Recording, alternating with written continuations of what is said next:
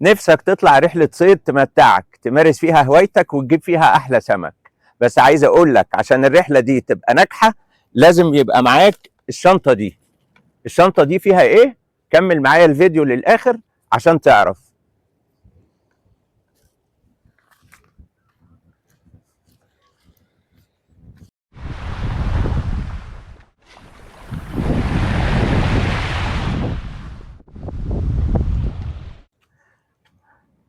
أنا خالد الغندور، ودي قناتكم قناة قلب صياد، المرجع الأول لكل أسرار صيد السمك العذب والمالح. ولو أنت مهتم بأسرار صيد السمك تابع القناة، دوس سبسكرايب وفعل الجرس على الكل عشان كل الأسرار اللي بنقدمها هنا في قلب صياد توصلك في ميعادها.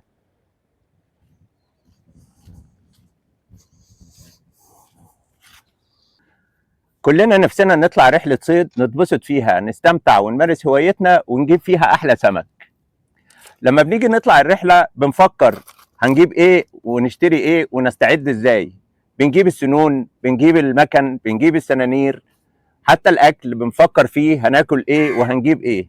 كمان وسائل التسلية بنجيبها، دي برضو ما نسيناهاش، اوعى تكون نسيتها.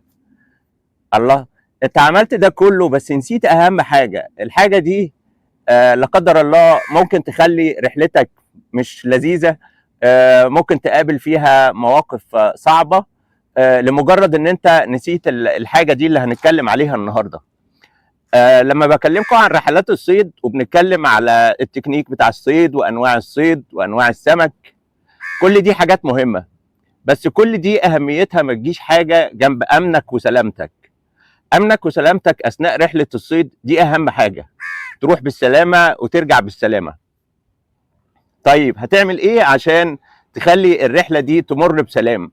لازم يكون معاك الشنطة دي. الشنطة دي فيها حاجات لازم تكون موجودة معاك، لأن دي اللي هتحافظ عليك في وقت المواقف الصعبة. مواقف صعبة كتير حصلت لي أثناء رحلة صيدي اللي استمرت سنين طويلة. كنت بواجه فيها بعض المشاكل اللي كانت بتحصل، وكانت الشنطة دي بتكون المنقذ ليا في المواقف دي. حتى كانت بتساعد بعض زمايلي اللي برضو نسي يجيب الشنطة دي معاه.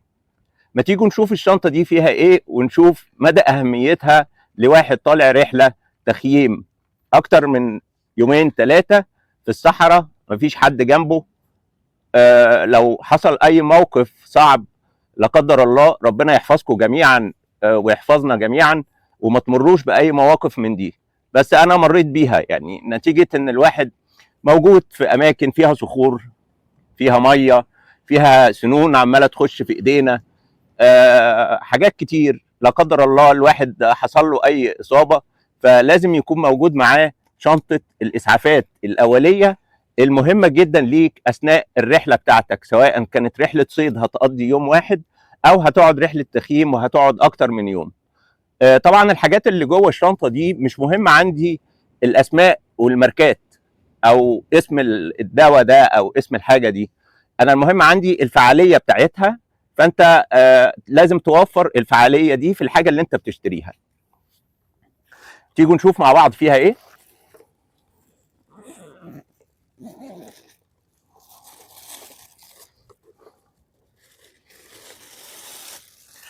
انا مقسم الحاجات اللي فيها لمجموعه شنط عشان تبقى سهله عليا في الاستعمال.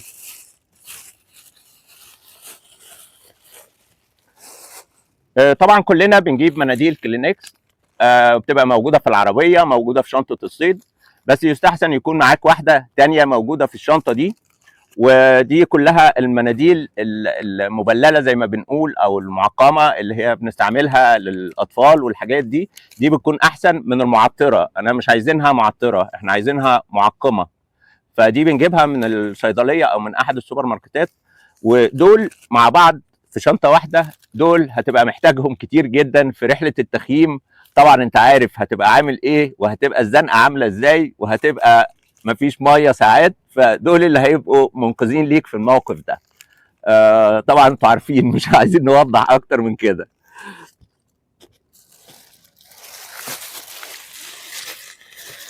ما تستهونش بالحاجه دي في الظروف الصعبه وفي وقت الزنقه.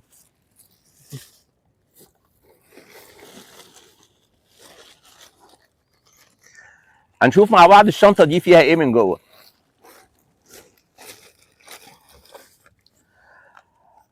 ده انا مضطر اقول اسمه لان هو مش عارف ملوش بديل، فملوش حاجه شبهه يعني، فمضطر اقول الاسم بتاعه. ده بتادين، اللي هو معقم وبيطهر الجروح.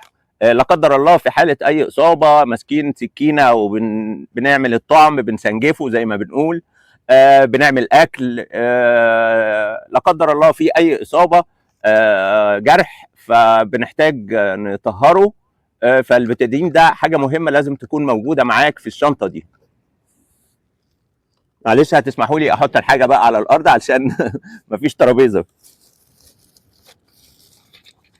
الله.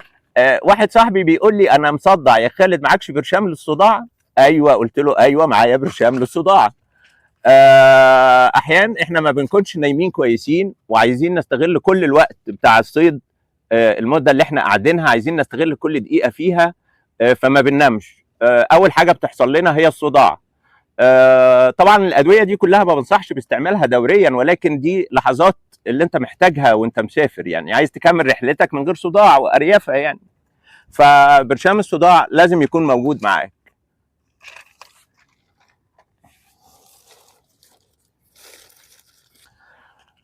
ده برشام فعاليته هو بيوقف الرشح والزكام. بنسافر كتير في الشتاء، او حتى في الصيف، وبيكون في هواء في الصيف بالنسبه لنا في البحر. لا قدر الله في شويه رشح كده او زكام، هنستعمل ده. بس اعتقد ان هو بينيم شويه، فيعني حاول تاخده قبل ما تكون داخل تنام. هيخلي مفيش رشح وهيخلي مفيش ازعاج بالنسبه لك، هو او اي بديل بالنسبه لك يدي نفس الفعاليه.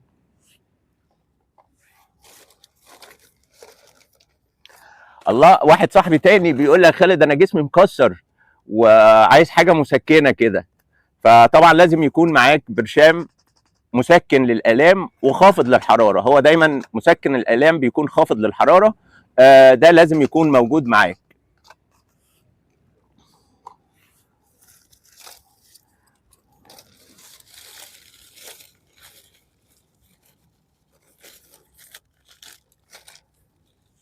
حاجه تانية برضو مهمه جدا من الحاجات اللي موجوده معايا في الشنطه النهارده، وهي اللزقات بتاعت الجروح بمقاساتها المختلفه، من اول الشرايط الصغيره لحد الشرايح الكبيره، بمقاسات مختلفه. ما تجيبش كتير، بس لازم يكون على الاقل معاك مجموعه منهم. انتوا عارفين حتى الصغير ده انا بستعمله بلفه على صوابعي لما اكون البريد، خيط البريد اثر على الفاصل اللي بين العقلتين، بيبقى مزعج جدا ومؤلم جدا. فلو حطيت عليه شويه بتادين كده وحطيت لزقه من لزقات الجروح اللي كلنا عارفينها دي، هيكون مريح بالنسبه لك.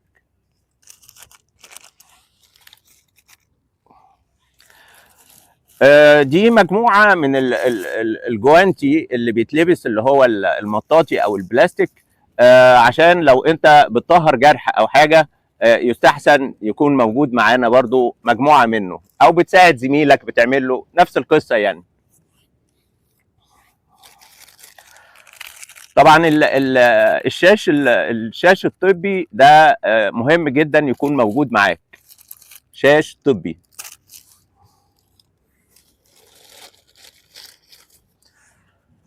دي برضو حاجة مهمة، اللي هو بنسميه اللزق الطبي، اللي هو عامل زي السوليتيب، شريط السوليتيب كده، ده اللي هو اللزق الطبي.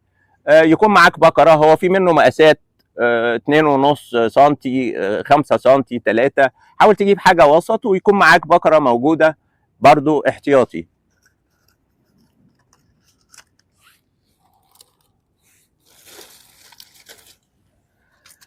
في الرحلات دي دايما بناكل اكل اي كلام، سواء كان طبيخ مش حلو بقى زي اللي بيتاكل في البيت من ايد الحاجه او من ايد المدام، فبيكون في لخبطه، مفيش غسيل حاجه كويس. المهم ساعات بنحس بحموضه وحرقان، خصوصا واحنا بنشرب ميه غازيه كتير عشان الحر ساعات. الحموضه دي لازم يكون معاك برشام ليها لانها بتكون مزعجه جدا. ده برشام بيبقى ستريبسلز كده، بيتمص، موجود في الصيدليات. بتبقى تاخد واحده بعد الغدا ولا حاجه لما تكون حاسس ان في نار قايده.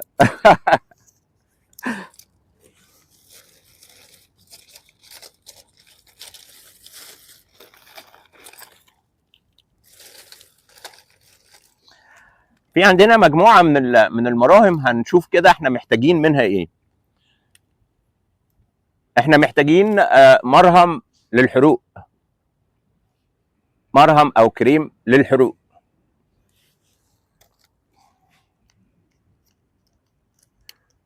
محتاجين نوع تاني للكدمات، مرهم للكدمات، خبطت في صخره زي دي اي حاجه، فده كريم للكدمات او مرهم للكدمات، بيخفف الالام بتاعتها ويخليك تعرف تستمتع بباقي رحلتك.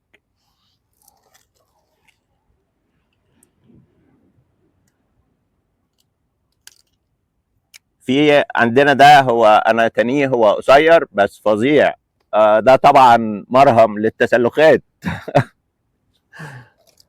الحاجات دي كلها يا جماعه تبان انها مشاكل بسيطه، بس صدقني وانت في الرحله بتبقى مزعجه جدا. في بعض من المراهم اللي بتبقى زي مسكنه للالام يعني، وفي حاجه تانية بتبقى مضاد حيوي، مرهم مضاد حيوي للجروح. احنا بنبقى قاعدين 3 ايام، ولا قدر الله ربنا يحفظكم جميعا، لو في اصابه في اول يوم انت مش هتعرف تكمل الرحله.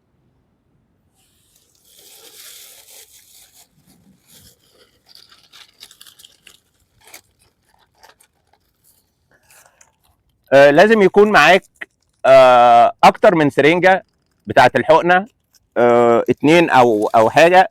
ليه 2؟ حتى حد ادنى 2، لان انت وانت ممكن تكون بتعمل الحقنه دي السن يتكسر ما يبقاش معاك حقنه، فلازم يكون معاك حتى احتياطي، او عشان حد زميلك لو سالك، لان انت لازم يكون معاك في الشنطه حقنه او 2 اللي بنسميها مسكنه للالام.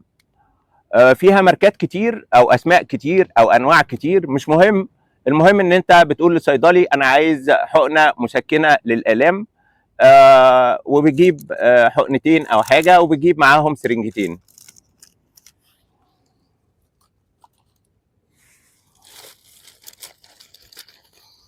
مرهم تاني للكدمات برضو معايا.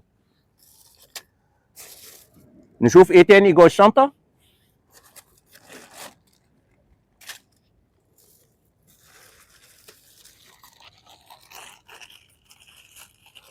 اوه، الشنطه دي مش هقدر اقول لك المره دي ايه اللي فيها، لان دي عايزه فيديو لوحده من كتر اهميه الموضوع ده. مش عشان اطول لك الفيديو ده، لان او امر عليها مرور الكرام بجمله كده، لان دي حاجه مهمه جدا بيحتاجها كل صياد هيطلع رحله في البحر في مركب.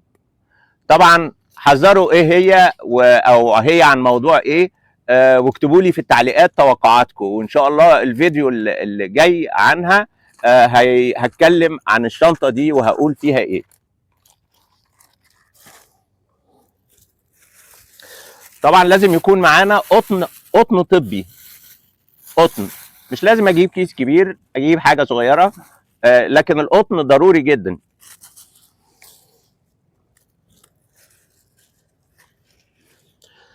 طبعا من الحاجات المهمه جدا انك يكون معاك شاش سوري رباط ضاغط. بكره الرباط الضاغط دي بيجي معاها الاثنين الاستك اللي بيمسكوها. انا شخصيا حصل لي اصابه في احد الرحلات بتاعت المركب، وكان الرباط حصلت لي في القدم، في تحت في الصوابع. كنت بجري باندفاع بسرعه عشان الحق السناره، لما ضربت خبطت في ترابيزه برجلي. طبعا انتوا عارفين الموضوع، بس انا ساعتها لقيت صابعي ده بالعرض بدل ما هو بالطول. فطبعا الرباط الضاغط ده مهم جدا، يكون معاك منه لفه واحده بالحجم ده كده تقريبا. وزي ما قلت لك هي بيجي معاها الماسك بتاعها، الاستك بتاعها.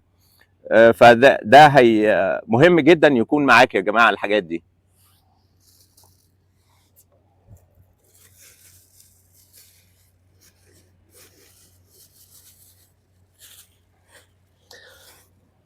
كده تقريبا استعرضت معاكم كل الحاجات اللي موجوده في الشنطه. احنا الناس بتسميها شنطه الاسعافات الاوليه، بس انا بسميها شنطه الاسعافات الاوليه والاخيره والاهم، اللي بتحافظ لك على نجاح رحلتك، وما تخليكش متعكنن ومش مبسوط لا قدر الله في حاله وجود اي اصابه او ليك او لاحد زمايلك. ربنا يحفظكم جميعا ويحفظنا جميعا. الشنطه دي مهمه جدا، على قدر في ناس ممكن تعتبرها حاجه مش مهمه، بس عايز اقول لك الناس اللي بتقول دي حاجه مش مهمه هي اكتر ناس بتعاني في الرحله بتاعتها وتبقى مقريفه لمجرد ان مش موجود الحاجات دي موجوده معاها. انا عارف انها ممكن تبقى مزعجه ليك جنب ادوات الصيد وانت شايلها، بس تخيل انت شايل كل الادوات دي عشان تمارس هوايه الصيد، ومش راضي تشيل شنطه صغيره زي دي عشان خاطر نفسك. امنك وسلامتك ده شيء مهم جدا اثناء رحله الصيد، عشان تكون ناجحه وعشان تقضي وقت كويس وعشان تكون مبسوط. انا زي ما بفكر ان انا اخليك احسن صياد في الدنيا، بفكر ازاي انك تكون احسن صياد في الدنيا بس وانت في امان. لو عجبك الفيديو طبعا ما تنساش تدوس لايك وتشجعني. بس اللي انا محتاجه منك في الفيديو ده، واول مره اطلبها بتركيز، انك تشير الفيديو لاكبر عدد ممكن من اصدقائك، لان ممكن تكون انت سبب في انقاذه في يوم من الايام من موقف صعب، لمجرد ان انت شيرت له الفيديو وعرفته قد ايه الموضوع ده شيء مهم. ممكن يكون مش جاي على باله، ويكون انت لما تشير له الفيديو يفتكر. وارجوك لما تيجي طالع رحله الصيد بتاعتك اول حاجه تجهزها هي الشنطه دي. في حاجه تانية في الشنطه دي، بعض مننا الناس ربنا يعافيهم ويعافينا جميعا، اللي هو بياخد دواء دوري، يعني دواء مستمر، سكر، ضغط، ربنا يشفي الجميع يا رب.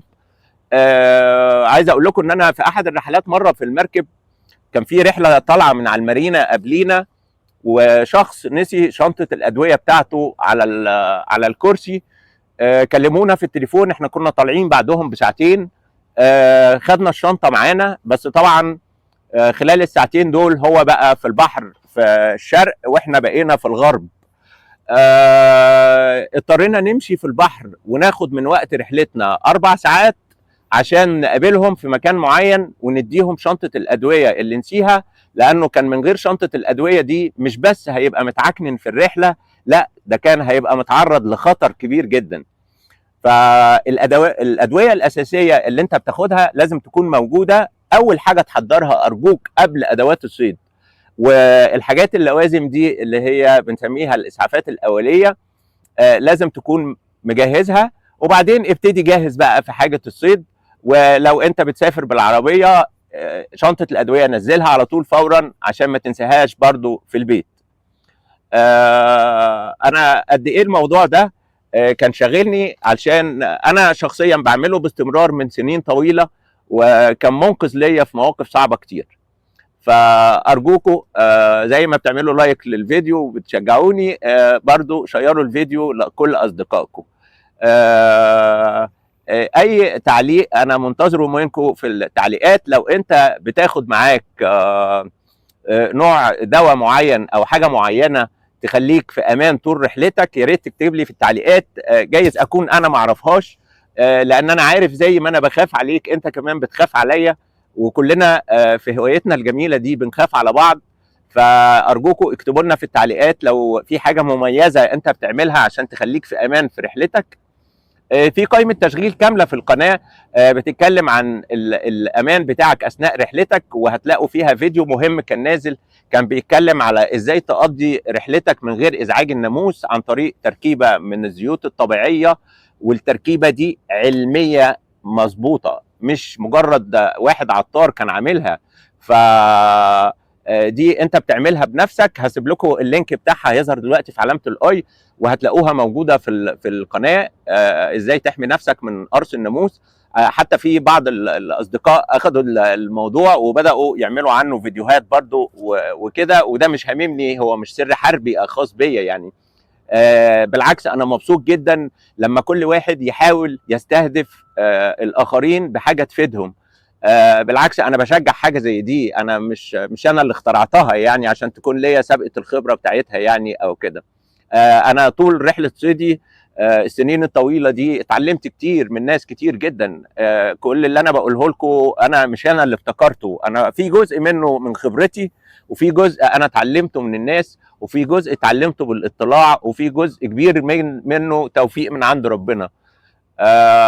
ان شاء الله باذن الله تتفرجوا على الفيديو التاني ده، والقائمه دي هتلاقوا فيها سلسله ان شاء الله هتنزل تباعا من الفيديوهات الخاصه بامانك وسلامتك عن طريق حاجات كتير. باذن الله اشوفكم الفيديو الجاي على خير، وان شاء الله يكون فيديو جديد من قلب صياد في سر جديد من الاسرار.